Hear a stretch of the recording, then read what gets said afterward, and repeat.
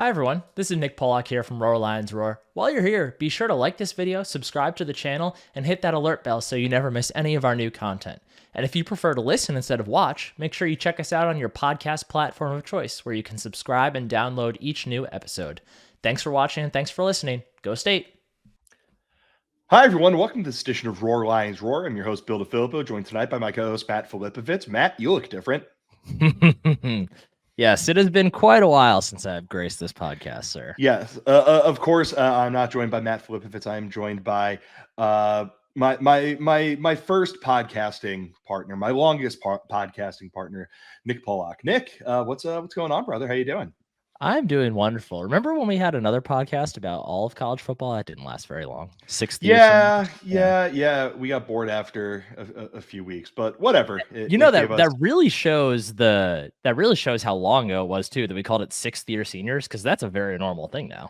Yeah, I mean, now you have like the kid down in Miami who's a 9th year senior or whatever. Never graduate, folks. It's a good lesson to learn. But yeah, we're here to talk about Penn State picking up a 56-0 win over Kent State to move 3-0 on the season. Emphatic win for the Nittany Lions. Took them a second to really get rolling, but once they did, ran a team that they should have ran out of the building, completely out of the building, set the program record for yards gained in a game, gained 718 total yards, only allowed 67 yards. A lot of weird stuff that went into this game. We'll talk about that in a second. But Nick, it's in the immortal words of Stained, it's been a while since you've been on this podcast, and through 3 weeks, even coming into the season, it's been so long since you have been on. I'd love to know, what are your general thoughts on this Penn State team, on this Penn State season, and how have they evolved through these first, 3 games of the year? Well, I guess I'll kind of break it into offense and defense in that regard. So offense, I think the main thing that I wanted to see over these first 3 games from the offense was I wanted to see them, one, look like the team that they are supposed to be against inferior opponents. Last year, they won all the games they were supposed to win last year, but they never really looked dominant doing it. Like, they were still struggling to get like 4 or 5 yards on any given carry. Like, Aller was not throwing the ball downfield, all that stuff. It's been totally different this year. Like, the defense questions, we'll get there in a second, but Drew Aller has looked phenomenal this season. All 3 games, he has looked completely in control every moment. The way he's moving in the pocket is really awesome to see. The way the receivers are, getting open, I'm going to give a lot of credit to Andy Kotelnicki for that, but just everything about the offense seems to be flowing well. The offensive line, I think, has been good enough. I don't think it's been outstanding. I think it can still get better, but everything has just been, the offense has been what it should be. Like, that it is playing exactly to the caliber that it is, has the potential to play to right now. Defensively, I think there's questions. It's hard to really know.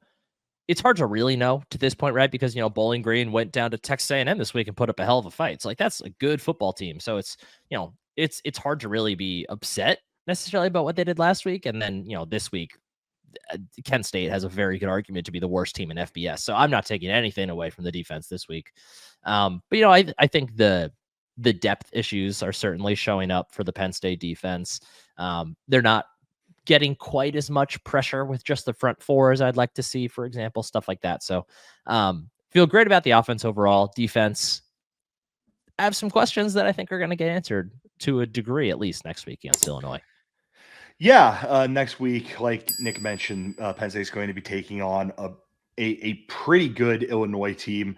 For now, Nittany Lions are 15th nationally in offensive SP+, 4th in defensive SP+. So strange start to the season in a way for them. But I mean, for the most part, Nick, how about we do this? What is the one thing that you have seen out of this Penn State team that you have liked the most through these first 3 games? And what is the one thing you have seen out of this Penn State team the most that, if we're sitting here at the end of the regular season and we're looking at a 9-win Nittany Lion team that is not going to the playoff, you're going to look back and go, I think that was the thing that was probably the big flashing warning sign of the first 3 games. I think the warning sign is the lack of depth defensively. I think that's the thing that if something comes back to bite them later, I think that's going to be it. I think the starters are good. I think the starting defense is a good unit, but the lack of second stringers and third stringers they can really trust, I think, might come back to bite them. The thing that's made me feel best so far is just the diversity and fluidity of the passing game. I'd say it's all clicking very well, and I think that's going to be the thing that really has potential to take them far. Yeah, and we got a pretty good glimpse of that this week. Drew Aller threw for 309 yards, completions to 1, 2, 3, 4, 5, 6, 7, 8, 10 different receivers. Obviously, Bo Prabula had a couple of those, and Tyler Warren had one of those. 5 separate guys ended up catching touchdowns. A really productive day for Penn State's passing offense. And moving to the game that we saw this weekend, Nick, how hard is it in your eyes to take a lot away from this? Well, let's even take it back one step. Do you like when Penn State has a game like this against a team that coming in we knew was the worst team in FBS and then ended up showing that, yes, it is indeed the worst team in FBS? It's an interesting question. I mean, I like when Penn State wins games. I like when they get a chance to, put some things on tape that maybe you wouldn't get to normally. Like, I think the fact that they did all that interesting stuff with Tyler Warren is going to help them down the line because it's one more thing for defenses to prepare for. And I think a game like this gives you the opportunity to do that. I like that it gives chances for lots of backups to get in there and get that experience. So I in the lens of all those things, I like it. In the lens of like entertainment, it could be better. It's not super entertaining sitting around watching Penn State just bowl over a team for 48 minutes. So it serves its purpose, I think, is the way I think about it.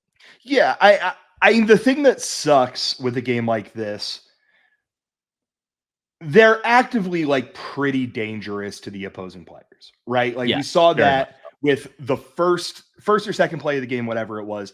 Kent State's quarterback ends up rolling out. Denied Dennis Sutton just envelops him. He ends up going out hurt. And like the thing that really sucks with these sorts of games, especially this one, is that this was the 4th time that Kent State's athletic department got handed a big check with the understanding that its football team was going to get its asses kicked.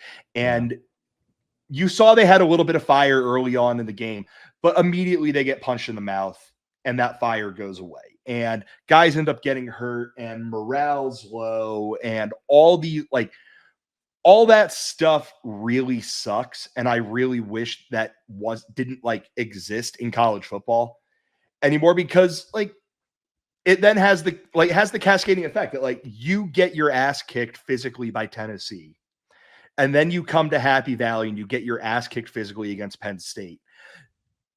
That adds up at a certain point. Like the kids are at risk of getting hurt. They're carrying injuries now into the games that they could possibly win in conference, like all these sorts of things. So that sucked. It sucked to watch it, but at the same time, like, we watched Penn State break a program record. We watched Penn State break a program record in a way that gave the guys in the booth for the Big Ten Network, like more joy than they've ever had out of anything. And it was fun. Like, I'm sure you'll agree. It was a lot of fun watching a bunch of guys go out there for Penn State and do things for really the first times in their career. Yeah, it's fun seeing guys like Tysier Denmark and Quentin Martin get a chance to get on the field and, show why they were so highly sought after. Like it's fun to see that stuff. But yeah, to your point, it's like I understand Kent State, they need that money to survive for the athletic department to survive, and the school really. But it's maybe just do like 2 of those, because they also played Pitt. No, Pitt's not Tennessee or Penn State, but still a bigger, stronger, faster set of guys. Like maybe just do 2 of those games. 3 is a lot. You're asking a lot of those kids to just get beat the hell up 3 times before, like you said, the actual part of their season that matters starts. So, but yeah, it is fun getting to see the younger guys get in there and get their real first taste.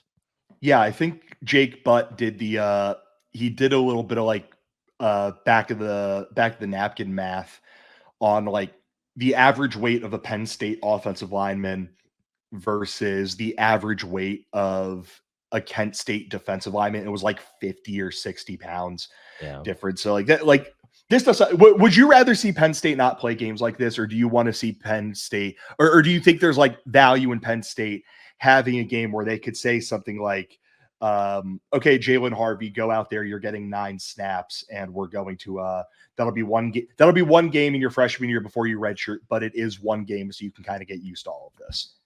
Yeah, I think I would lean towards it's good to have one. I'm still trying to formulate in my head if it's good or not in the landscape of the new playoff and whatnot. And in the landscape of the new Big Ten, obviously the Big Ten is going to be grind every single year now. Not that it wasn't before, but extra grind now. So I think it's still good, just at least from the lens of getting guys time, like you said. Yeah, it's getting guys time, and then like even the main guys. Again, it's the thing that I kept hammering on, but we saw last year in these games, they didn't really let Drew Aller cook all that much. And he went out 309 yards, 14.7 yards per attempt, 3 touchdowns, 92.7 QBR. He's, I think, third nationally in QBR and he's third nationally in passer rating, 5th nationally in QBR. And this is one of those games that helps him pad those stats a bit. Yeah.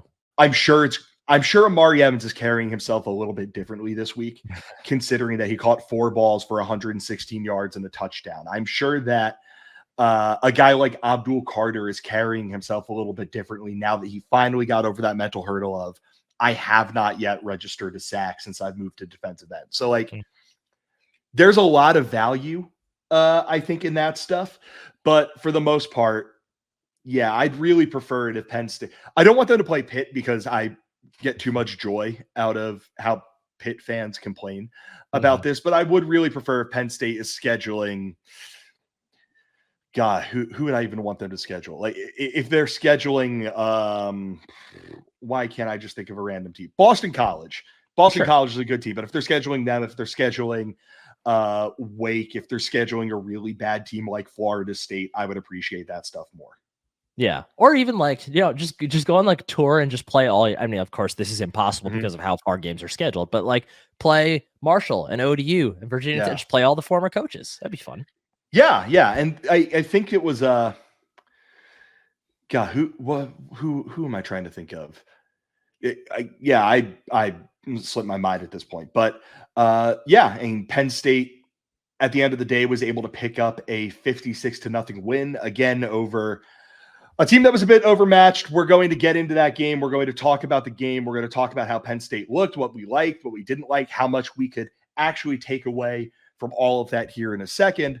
But before we do that, we think it's time to let you know about our podcast sponsor, Home Field Apparel. Home Field has been sponsoring us since we decided to go podcast only a few years back, and they've been nothing but great to us. They've been nothing but great to Penn State fans. Anything and everything that you could possibly want as a college football fan or a college athletics fan, Home Field Apparel is going to have it. I know that I go through, seems like I'm wearing 2 or 3 shirts from Home Field a week. Weather's getting a little cooler. I'm going to be wearing my Penn State bomber jacket or a Penn State hoodie.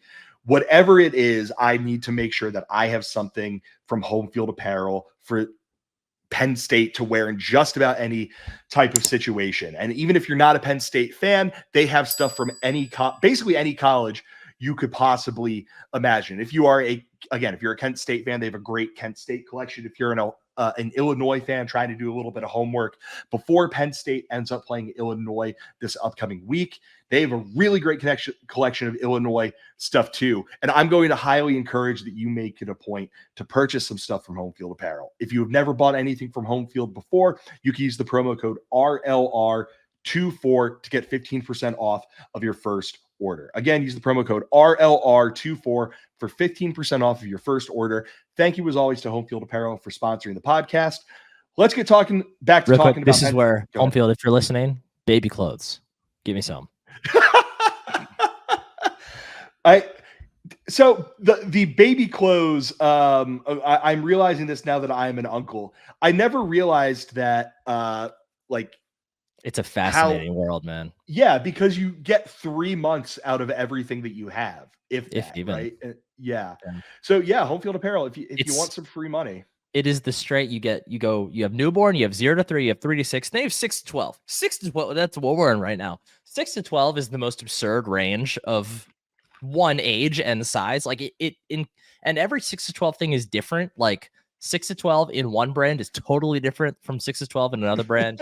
It's it's there's a lot of things that the little man has wore once and then was immediately too small after that. So Anyway, Nick is a dad. Home Field Apparel. If you are listening, if any of the fine folks from Home Field are listening to this podcast, let's get some baby clothes so Nick can dress his young king out in Nittany Lion gear. But let's get back to talking about Penn State's win over Kent State. Again, 56-0. The Nittany Lions took care of business on Saturday afternoon.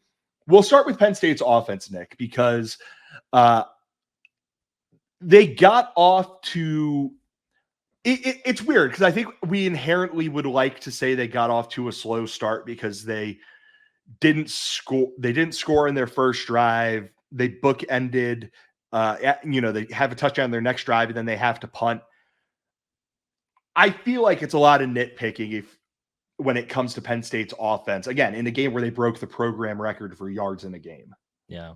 And I mean, the first drive ended on, weird play, unbelievable interception by the Kent State defensive lineman. But like it's really easy to see how that drive ends in a score instead. And if that ends in a touchdown, then no one's saying anything. It's just the fact that it took, 6, 7, about 8 minutes of game time for the first touchdown to get on the board. That's really where all the angst seemed like it was coming from.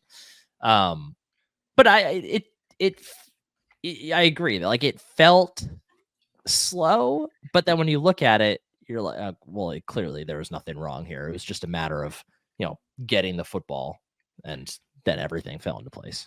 Yeah, you look at it, they get a little bit cute, I think, with the bow package. Yeah. I understand they like having Andy Kotelnicki likes being able to throw that in. It almost feels like it can come at the expense of getting Drew into a rhythm. And fortunately, because Drew has taken such a big step forward as a quarterback, I'm less worried about the bow package knocking him out of a rhythm, dinging his confidence a bit, anything like that. Get a turnover there. A really good punt that gets down to the 3-yard line means they just don't have a ton of space to operate. And that drive ends in a punt, and then touchdown, punt on a drive where they kind of got derailed by Javen Williams being a guy that the referees caught doing something, and then touchdown. So on the whole, a really good day for Penn State's offense. Were there any big takeaways that you had, Nick, in watching the game, going back and watching the game, about how Penn State performed on that side of the football? Yeah, I think it's the one that I alluded to already, but just how comfortable Drew Allar looks running this offense. And yeah, he was dealing with very little pressure in the pocket today, but just the way that he's operating looks different. Like this game last year, if they played this exact game last year, he wouldn't look like this. Like he just never really looked all that comfortable in the pocket last year. And this year he's navigating it really well. He's feeling pressure well. He's moving through the pocket well, keeping his eyes downfield, but also knowing when to just take off and run with it. It's just everything about the way he's operating the offense is impressive.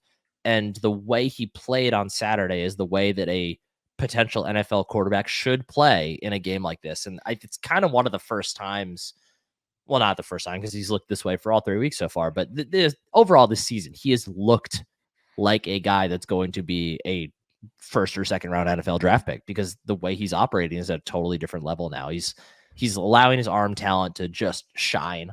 And that's the big thing for me. Just the comfort level that he and the receivers seem to have in the Kotelnicki offense. That's the big takeaway for me. He's not like, so it was the thing that annoyed me with Drew last year. And this, whether this is on Drew, whether it was on Mike Yurcich, whether it was on James Franklin, like whomever it is, I don't know. But last year, it seemed like everything was happening way too fast for him. And as a result, he would go, he would, and I believe he's mentioned this just in interviews and whatnot, but he would process things so quickly and then just immediately say, screw it. I need to throw in my check down here. I need to dump it off to the tight end. I need to do this. I need to do this. I need to do this. Or it was a lot of trying to throw the ball horizontally because they didn't, again, whether it was because of Drew or whether it was because of the receivers, whatever, they didn't have a ton of confidence throwing the ball vertically. Last year in the games against Delaware and Delaware first, Drew threw for 204 yards on 26 attempts. That's 7.8 yards per attempt, 1 touchdown. Receivers averaged 9 yards a reception. Last year against UMass, 23 attempts, 162 yards, 7 yards per attempt. Receivers averaged 10.1 yards per reception. And that, like, those numbers scream to me, we are working to build our quarterback up. We don't fully trust our quarterback, our passing attack, whatever. Today or Saturday, 21 attempts, 309 yards, 14.7 yards per attempt, 17 yards per reception for the receivers. And you look at the some of the guys who caught passes: Tysier Denmark, 13 yards, Anthony Ivy, 15 yards, Luke Reynolds, one for 19 yards, one for 12 yards. Some of the guys that Drew didn't throw to brought those numbers down. So the fact that Drew had this game in this environment, it kind of goes, Nick, to what I think was the important thing in this football game, other than make sure guys are healthy, which some concerns there. It was use this game to let your football team show everyone, including themselves, how good they are. And I think ultimately they accomplished that. Yeah, definitely. This was a just lay your cards on the table type game for them, for sure. And they did everything that they're supposed to do. 100%. Yeah. And one thing I want to make sure I point out is that two things. One, I thought they handled the end of the first half remarkably well. They go up 14 to nothing with 5.5 minutes left in the first half. Whatever. After they force a punt, they get the ball back with 2 minutes and 59 seconds left. They go down, they score a touchdown. They force a 3 and out. They go right back down and score another touchdown. The touchdown drives happen in 1 minute and 32 seconds and 44 seconds, 6 plays each time, 79 yards in the first one, 75 in the second. One of the big complaints that we have heard out of Penn State fans over the years, Nick, is how bad they are or how conservative they get or whatever in that specific moment. And I liked how they handled that. And when we know we have an offense that can go out there and score in 90 seconds, that can score in 45 seconds, that we have a quarterback who can make plays that lead us down the field. We have receivers who can make plays that lead us down the field. It was really impressive. It was something that I think deserves a ton of credit against a defense that by no means is going to be the best defense they're going to face. So you want to see them be able to do that stuff. That was one thing that really stuck out to me, the way they handled that, the way they let Drew air it out in those moments, and how Drew and the receivers rewarded their faith.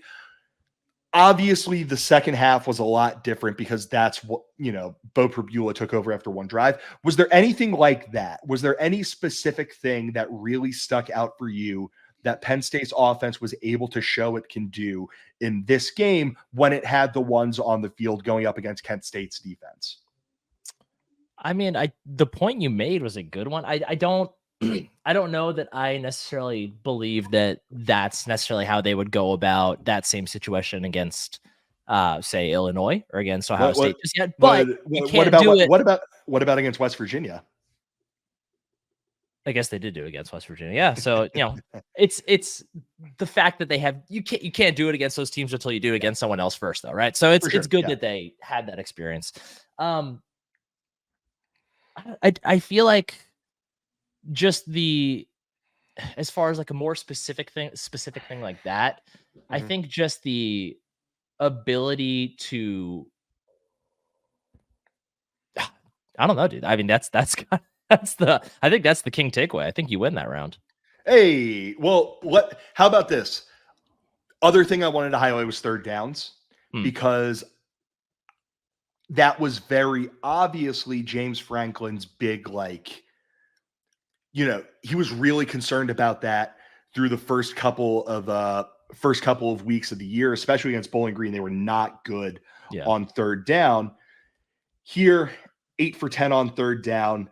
They are now, because we're early season sample size stuff, they're up to tied for 16th nationally with converting 50% of their third downs. Is there anything? If there's anything I want to take away from that, is that they were really good on first and second down. Their Right. third downs were 3 yards, 4 yards, 5 yards, 9 yards, 2 yards, 5 yards, 4 yards, which then turned into 19 because Javid Williams had Bo Perbula's back after he got shoved. 8, 8, 2, and 9. They were really good, Nick, in just about every phase on offense on Saturday. Yeah. They weren't up 63 to nothing at halftime like Kent State, like Tennessee was on Kent State. But other than that, like, I don't know if you can have a single gripe about how Penn State performed on the offensive side of the football. Yeah, I think the point about how they're performing on first and second down is a good one too, because that was, I mean, Mhm. how many third and longs did the offense get into last year with Mike Yursich and 2023 Drew Aller leading the way? Like it Mhm. felt like every drive was just a like pulling teeth. It was 2 yards on first down, Mhm. a yard or two on second down, and then we're dealing with third and 6, third and 7 on almost every single every fifth play or fourth play. You're getting these long third downs, and sometimes they're converting them, but most of the time they weren't. The fact that they're often and early attacking down the field is really opening things up for them. And when they Mhm. do get in their short yard situations, or when they do get into the long third down situations, they've been executing those plays all day. They know they can do it. So I think that's a really good point. The way that Cold Nicky has called the game, I don't think he's necessarily, I mean, every offense coordinator is trying to avoid third down, really, but Yes. he's putting them in position to when they do deal with those situations that they should have plenty of confidence they can convert.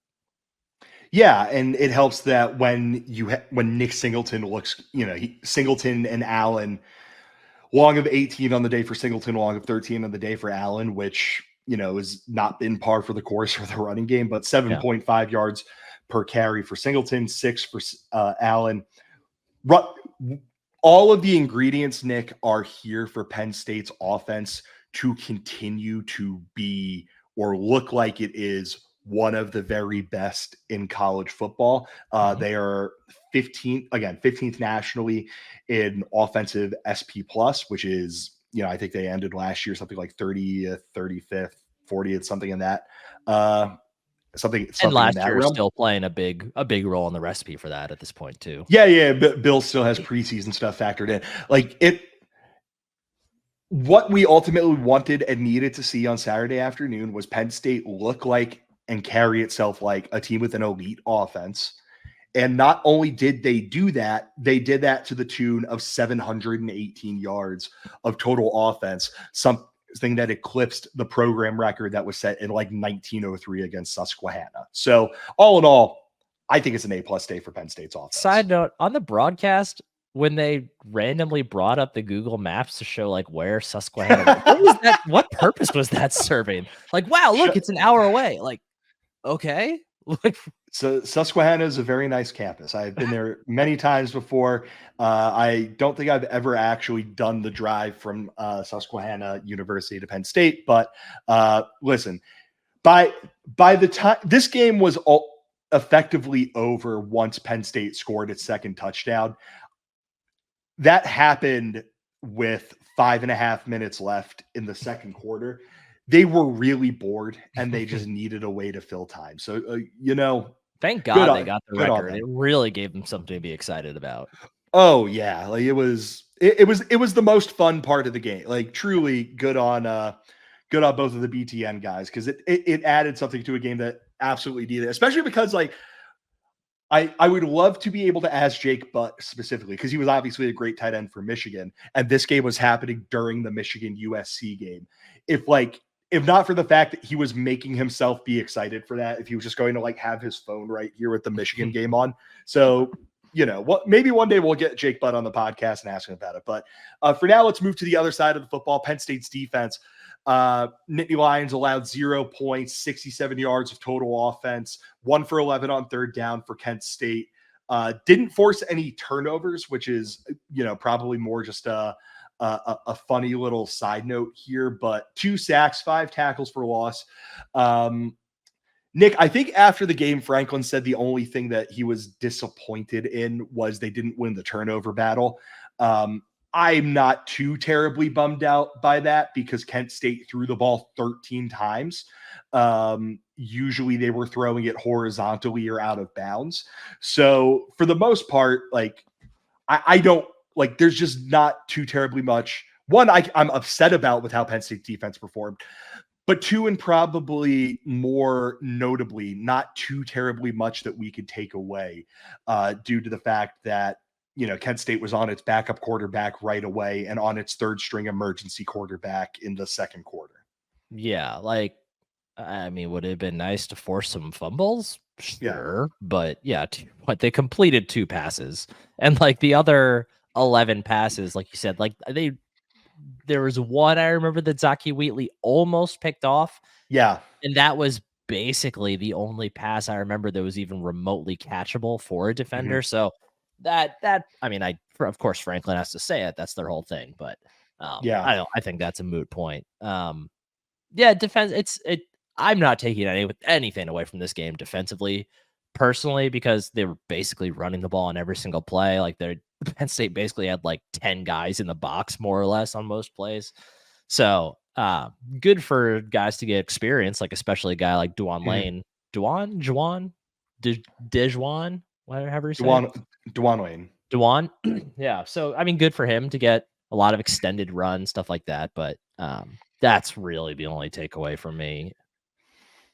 Yeah, the one thing that I think is worth noting is that the what's how do I want to the like big question for Penn State right now, as we know, Dom DeLuca being hurt is like a big thing. Yeah. We'll see just how hurt he is as the week ends up going on. But the big thing to discuss for Penn State is now with KJ Winston out, how are they going to handle safety and how are they going to handle the lion position, their cornerback room, whatever. And like the one thing that I wanted to take note of going into this game was who was going to get the first shot in the lion position. Were they going to put Lane at safety and put Jaden Reed down there or Jalen Reed down there? Apologies. Were they going to put a cornerback in that spot? Were they going to play with 3 linebackers? What was it going to be? And on that very first drive, they kicked Cam Miller into the slot and said, Cam Miller, this is going to be, you're going to be the guy who gets the first look there.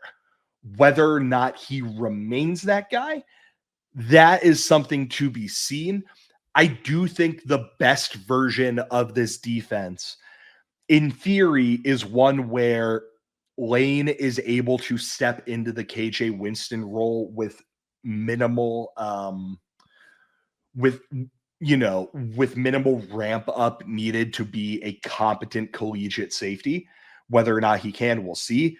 Reed going down into the lion position and doing all the stuff that he can do from there and keeping your quarterback rotation what it is, maybe occasionally kicking a cornerback in, based on situations and matchups and whatnot.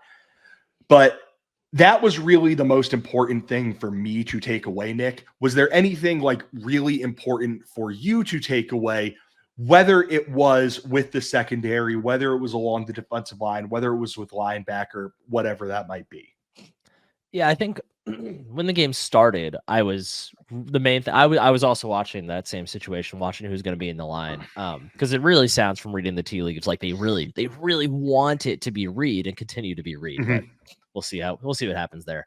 The main thing I was going to watch for was going to just be how much pressure could the defensive line generate on its own without blitzing.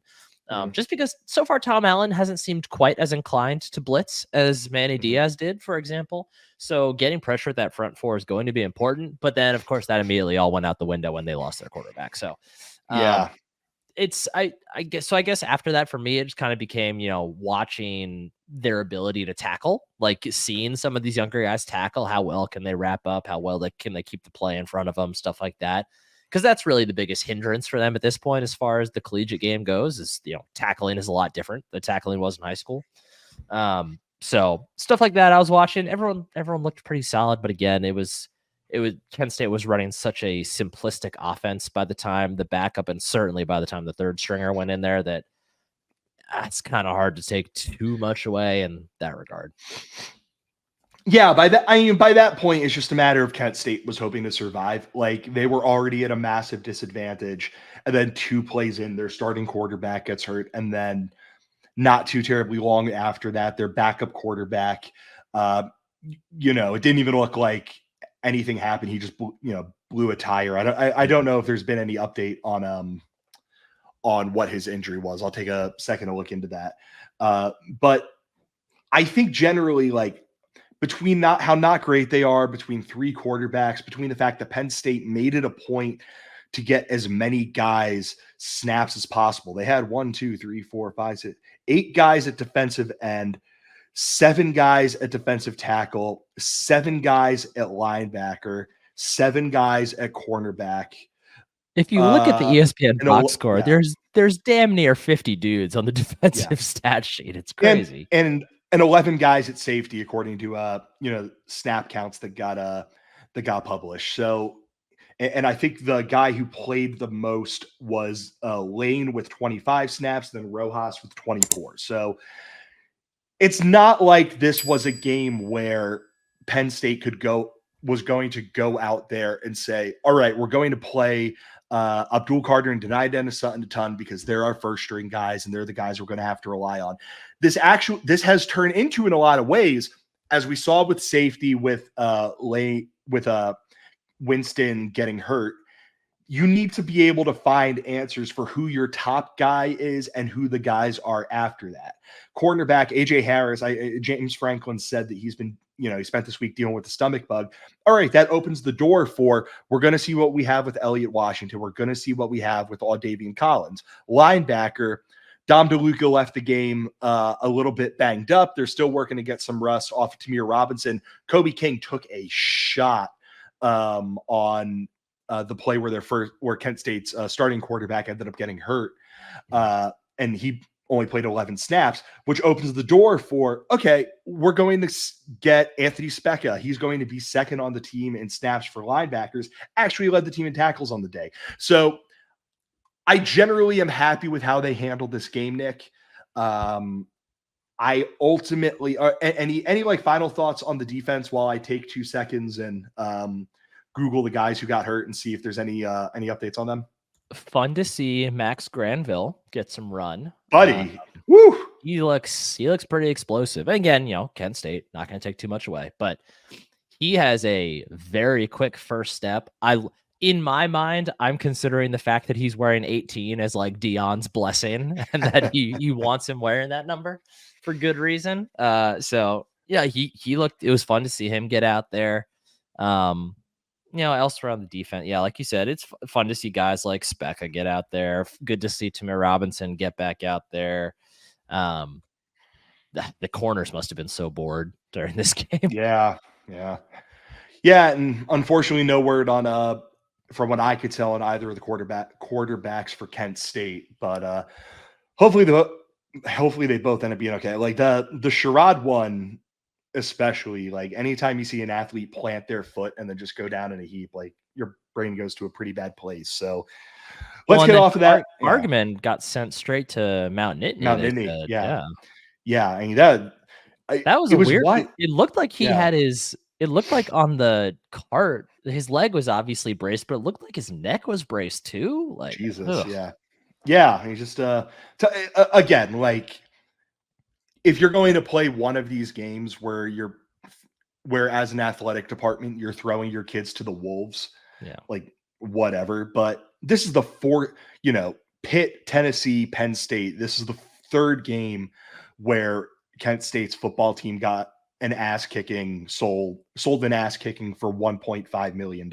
Like just the cumulative Let's be effects sure of to this note stuff. though that Kent State did score 24 points on Pitt. Kent State did score Make sure we 24 get that points out on there. We will. Let's move on. Nick, let's talk about game balls. One on offense, one on defense, or for a game like this where there was just so much happening, so many different things happening. To whomever you would like to give them. I think on offense, I'm gonna share it between Amari Evans and Liam Clifford. Because Yeah. I think both of those guys are going to need to play significant roles. You could even share it through as the Fleming too, honestly. All three of those guys are going to need to play significant roles on the offense going forward as they start playing the bigger teams on the schedule, even starting this week against Illinois, who has a great pass defense. So the fact that they were able to get open, make some things happen with the ball in space, that kind of stuff, that was great to see. Defensively, let's go ahead and give it to Abdul Carter. Get a sack, like you said. That was a big mental hurdle for him. Seemed like there's a lot of like national pundits being like this, or like maybe not pundits, but a lot of like fan chatter being like, this guy's a first round pick. Like the dude doesn't even have a sack yet. And there's that that one clip that it made it seem like he was getting manhandled by the offensive tackle last week. That I think there's some context required there, but it's just good for him to get on the board with a sack, and hopefully he can really take off from here.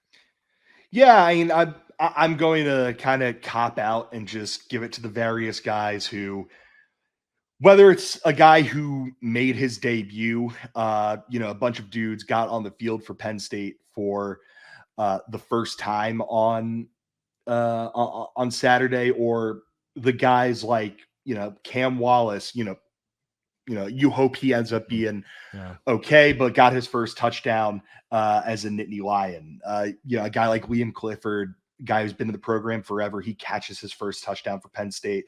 Tyler Warren, did anything and everything, threw for his first, I believe that was his first passing touchdown. And then again, you go to the defensive side of the football, a guy like Anthony Specca leading Penn State in tackles for the first time. All the guys who got on the field for the first time, whatever it might be. College football is I like that tough. there was some doubt in your mind that this was Penn State's tight end's first touchdown pass. Yes or no? That's fun. I'm pretty sure that was the first time Tyler Warren has thrown a touchdown, which it is a very funny thing. Yep, that was actually the first time he ever attempted a pass, which surprises me because his main offense coordinator has been Mike Yursich. And after seeing his throw, are we that surprised? I am, one, because previously was a quarterback, and two, he's gotten a little bit of stick for that throw. If you go back and watch, dude got lit up as he let go of that. Okay. Yeah, and I think that's why he he almost like short armed it, nearly got pick sixed, whatever it might have been. But yeah, hell of a day for Tyler Warren too. Like, my God, that guy is.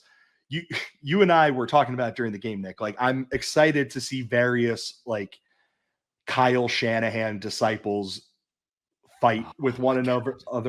What's that? If he goes to San Francisco, he is going to be such a problem. Oh my God. Yeah, it would be very annoying for you personally. And then one other guy I do actually want to give a little bit of a shout out to.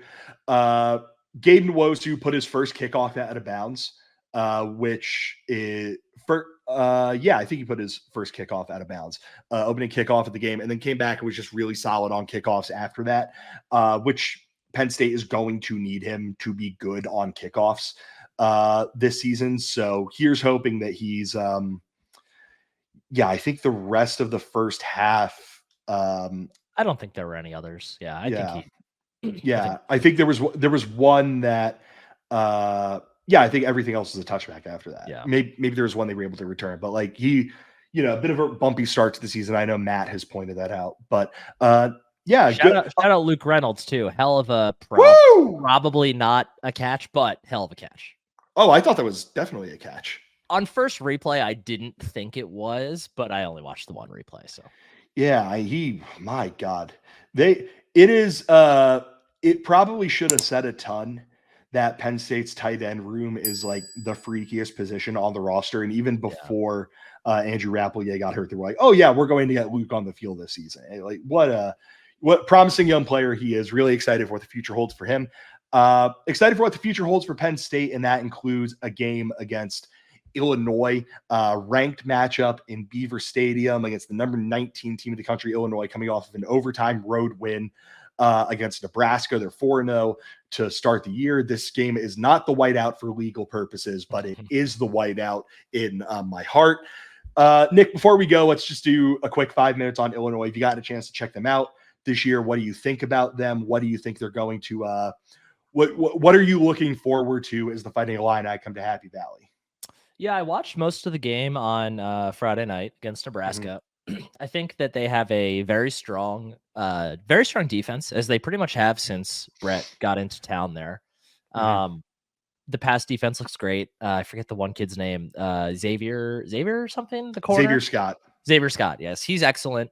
I don't know if I really think this is the number 19 team in the country. I think they are getting a lot of benefit from Kansas having been ranked when they played them and Nebraska having been ranked this week. I don't think either of those teams are top 25 caliber. So who knows where Illinois will end the season as far as the rankings go. But I think this is easily the best football team that Penn State will play so far this season. I think they're definitely a step above West Virginia. So I think in that regard, it's going to be really interesting to see how the Penn State offense specifically handles going against a legitimately good defense. And, obviously it's going to be interesting to see the Penn State defense as well. Luke Altmaier's been very efficient so far this year. He's not a game breaker or anything. They have two very good receivers, but it's certainly going to be more of a challenge for Tom Allen's defense than anything else they've seen.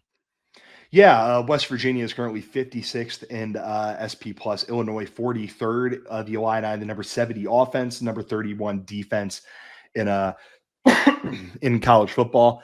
Like you mentioned, Altmaier has been a really solid quarterback for them this year. Penn State got a glimpse of him last year in Champaign when these two teams ended up playing. He went 15 for 28, 163 yards with 4 interceptions. That just did not have an especially good football game. So far this year, he's at 71.4% completion, 8.2 yards per attempt, 10 touchdowns, and no interceptions.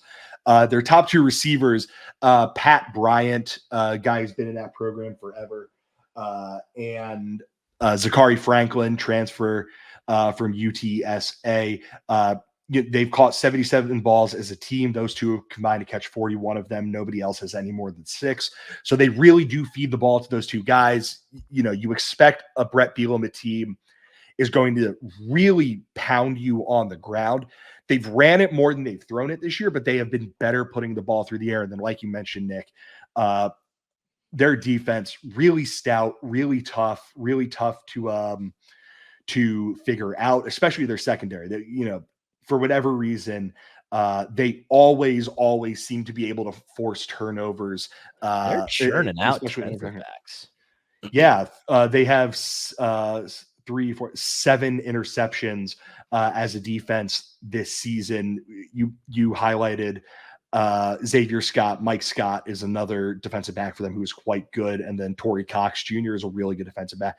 So going to be a fun challenge for Penn State, going to be a really hostile environment. Like, even though this game, again, for copyright or licensing or whatever nonsense reasons, is not the whiteout, the Nittany Lions opened as a 17.5-point favorite.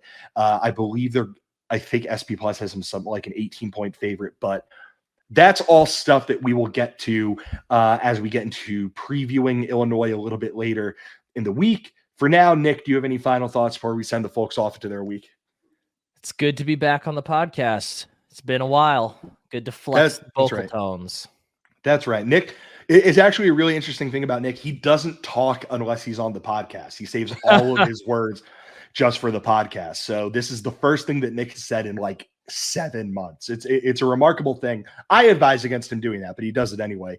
But yeah, other than that, I think it's a good time to sign things off. Thank you everyone for listening to this edition of Roar Lions Roar. Make sure you subscribe wherever you go and get your podcast, whether that's Apple Podcasts, whether that's Spotify, wherever it might be. And if you could give us a 5-star review while you're over there, please go ahead and do that. Head over to YouTube, subscribe to our YouTube channel, hop into the comments on YouTube, talk about Penn State football with Penn State fans and whomever else might end up showing up over there. Go follow us on Twitter at RLR Blog. And one last time, I want to give a shout out to our friends over at Home Field Apparel. Again, you can use the promo code RLR24 to get 15% off of your first order. One last time, thank you everyone for listening to this edition of this podcast. For Nick Polak, I'm Bill DeFilippo. Take care, everyone. Unless you support Arsenal, then I hope nothing but the worst thing happens. Go State.